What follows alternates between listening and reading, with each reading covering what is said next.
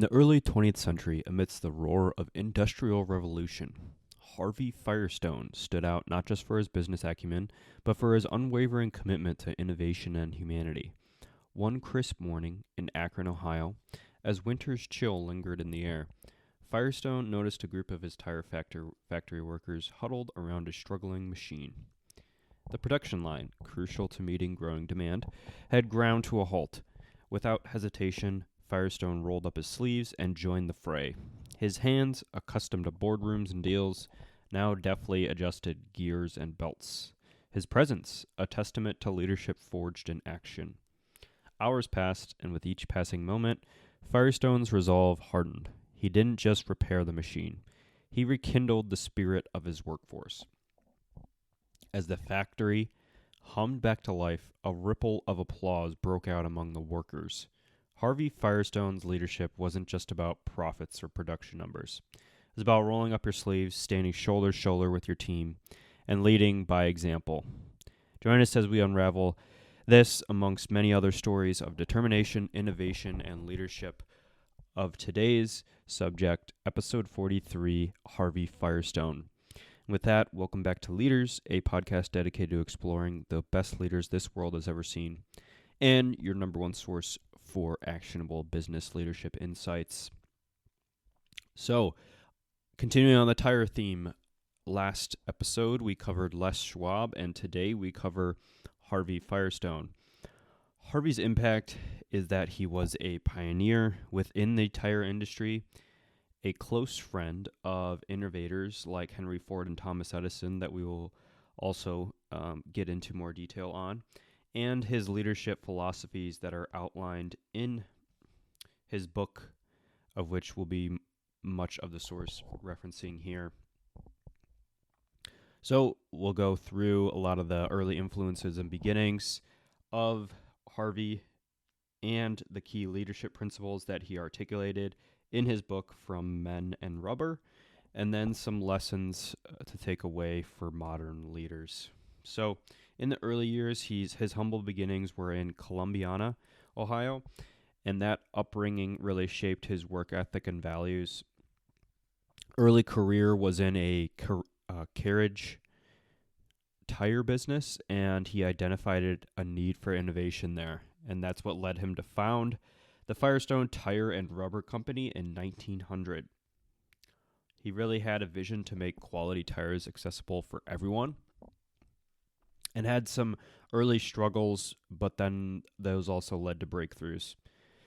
His collaboration with Henry Ford to develop tires for the first mass-produced automobile, the Model T, was a defining moment in his career as well. And a key quote that really leads into his leadership philosophy is that the growth and development of people is the highest calling of leadership.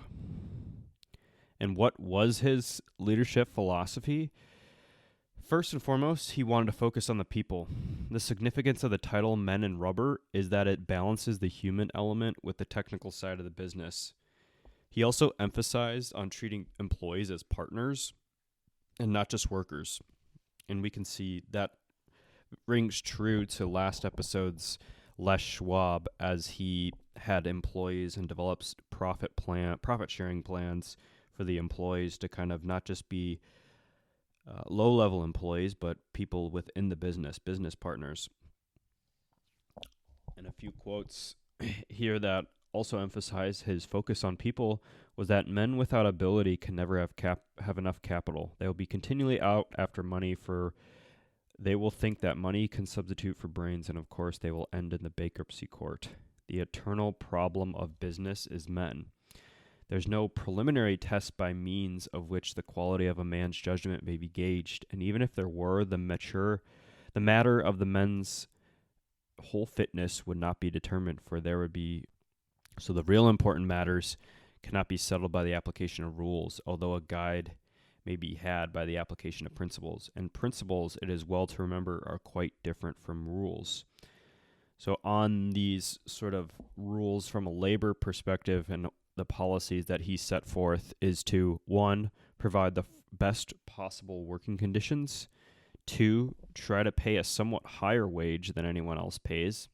We've seen that theme from like a talent perspective and then from a compensation level as well. Namely, within Netflix, they pay the highest of any. They try to pay top tier.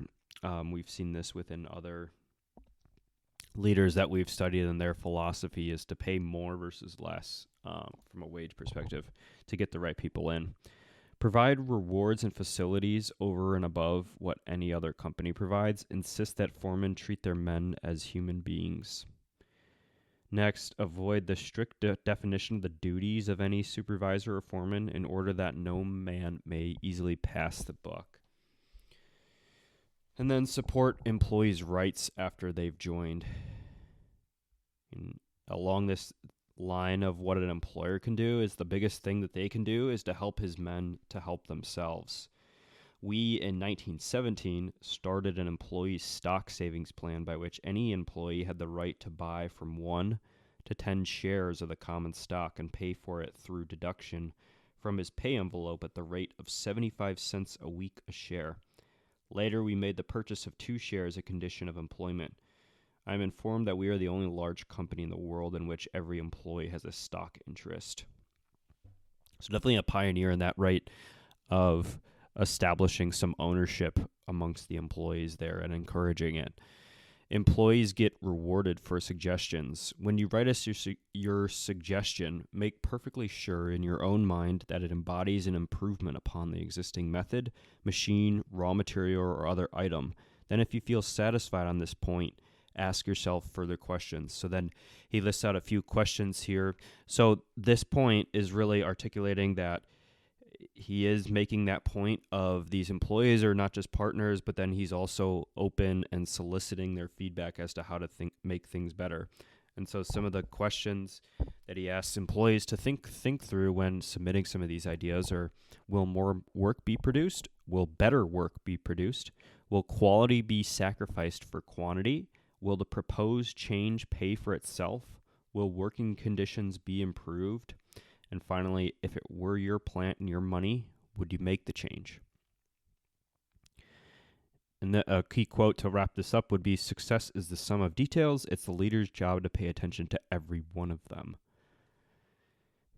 Details, but then the next kind of focus that he emphasizes from a leadership side is really to take a step back and just to truly the idea of thinking and thinking about the business and emphasizing the time is well spent doing that. And so he says, there's no expedient to which a man will not go to avoid the real labor of thinking.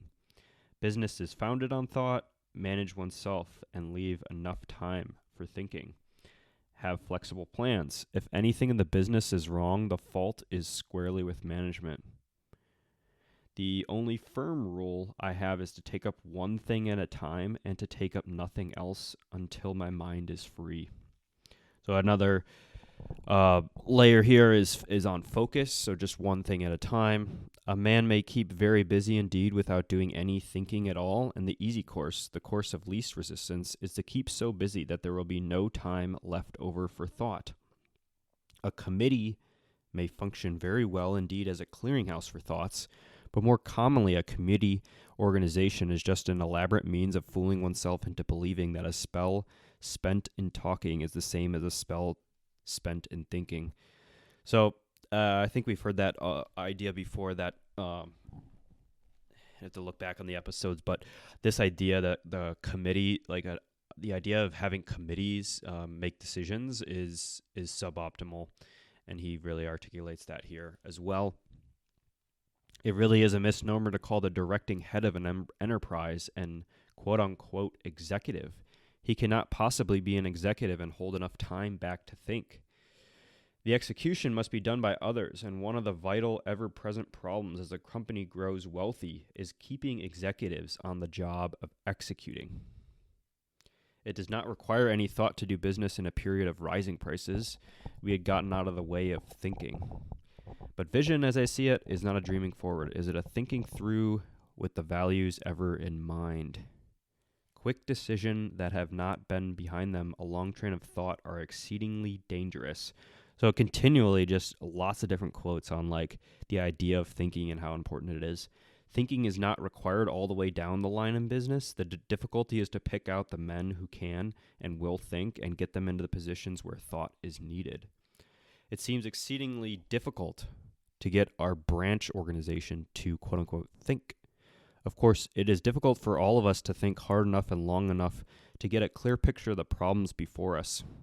Most of us only go part of the way, too many times, and some of us never get a clear vision or finish our problem.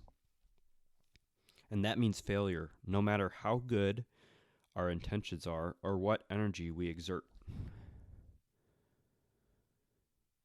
You, and he's referring to the branch managers and salesmen, are not going to get this fundamental foundation for your success or the success of your salesman by any long dissertation in book or letter, or oratorical accomplishment from an Akron representative. You're only going to get from your own concentrated thought and energy. So another key point here is innovation and adaptability. So Firestone's relentless pursuit of quality and efficiency. And there's countless stories of his commitment to innovation, like the introduction of the non-skid tire. One quote to drive that home would be, "Don't be afraid to take a big step if one is indicated. You can't cross a chasm in 2 small jumps." Building partnerships. So we talked at the top about a important business relationship, one in which he had with Ford and Edison. We always talk about mentors and heroes. Certainly Ford and Edison served as close friends and mentors to Harvey. And so partnerships and the importance of strong business relationships, he says. So neither Ford nor Edison is an inventor in the ordinary sense, for they do not stumble upon things by accident. They start with what they want to achieve and then think out the methods of achievement. It is specifically a characteristic of Mr. Ford's that no matter how perfect any mechanical device may seem on paper, he will accept it only after the most rigid test. And then 2 points, which Edison and Ford both dwelt on time and again during our talks, were 1, own your business, and then 2, keep plenty of cash in the bank. Make the banks work for you. Henry Ford, he describes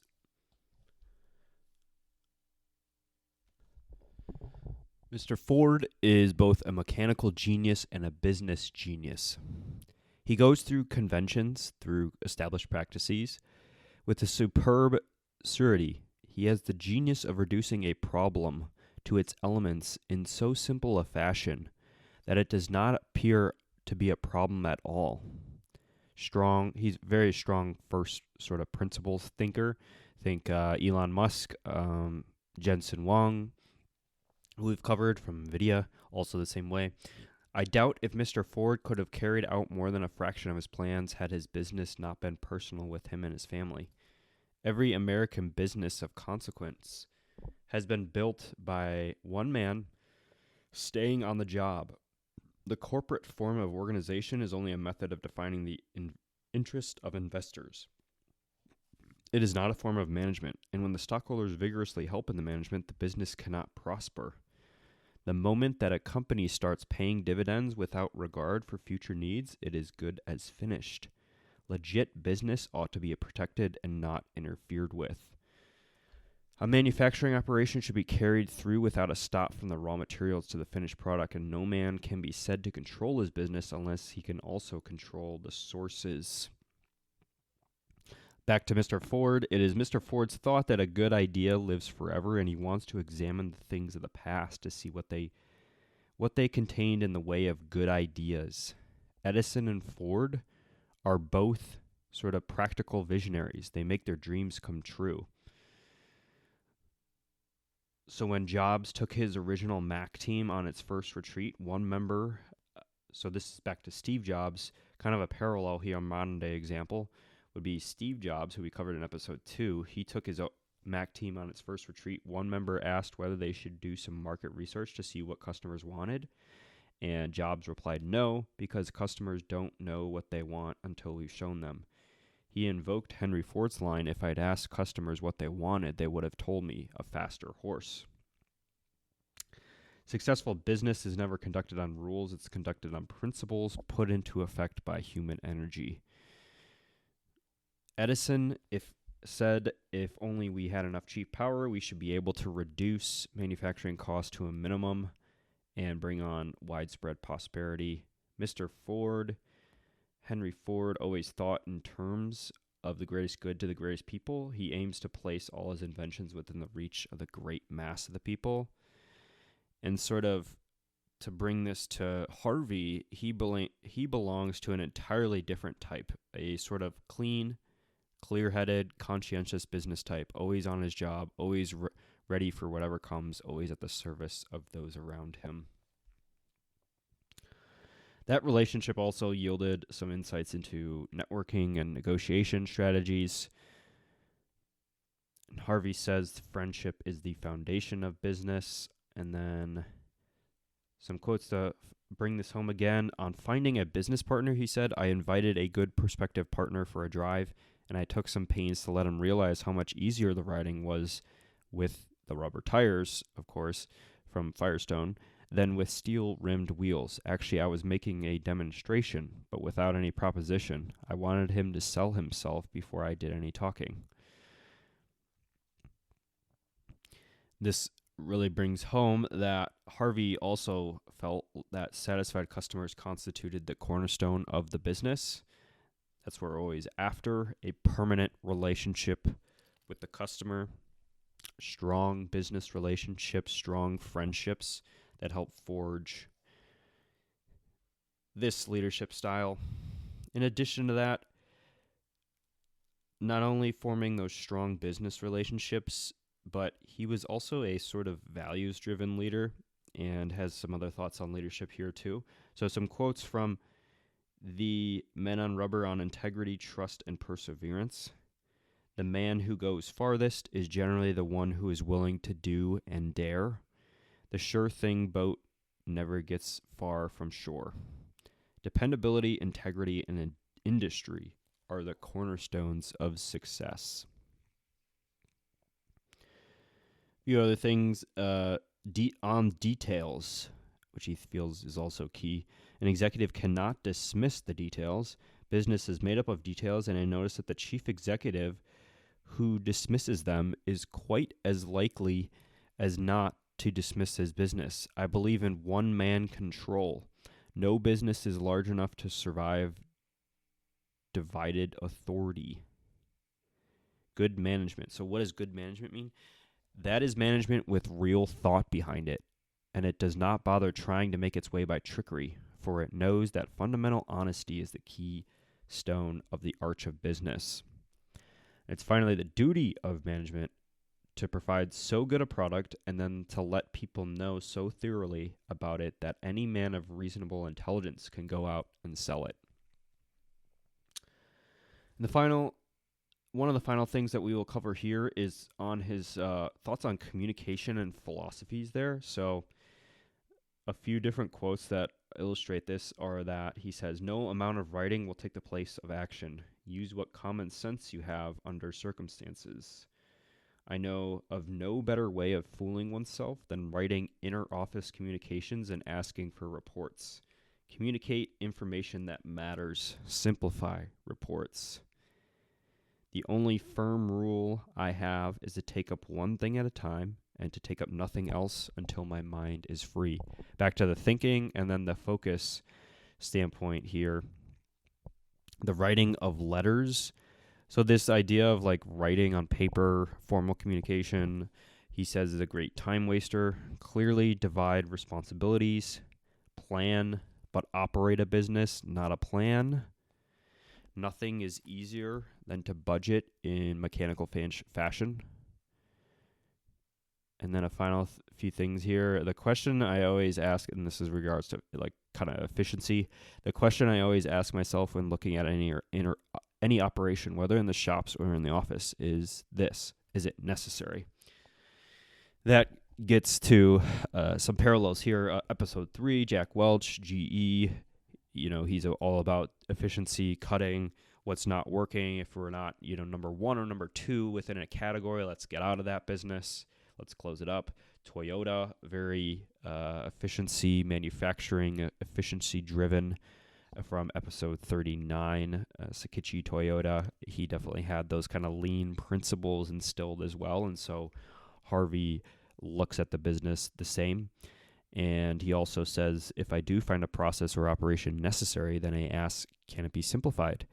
We have a department which does nothing but view each operation with the two controlling questions in mind. Back to what I've just said. The first one being, is it necessary? The second one being, can it be simplified? And a lot of these values, which we've touched upon, the communication, the articulation that he's saying within these very succinct quotes, but very meaningful ways from building partnerships, thinking about innovation, just the idea and the concept of thinking and the importance of that from an executive level to be able to do that and not get bogged down with the kind of other tactical things and worrying about that. He feels that is really important. The focus that we started with, the focus on people that he really drives home, is part of his reputation and legacy as a leader. How do some of these principles sort of apply to what we kind of see as modern leadership? So he definitely you can definitely balance innovation with tradition.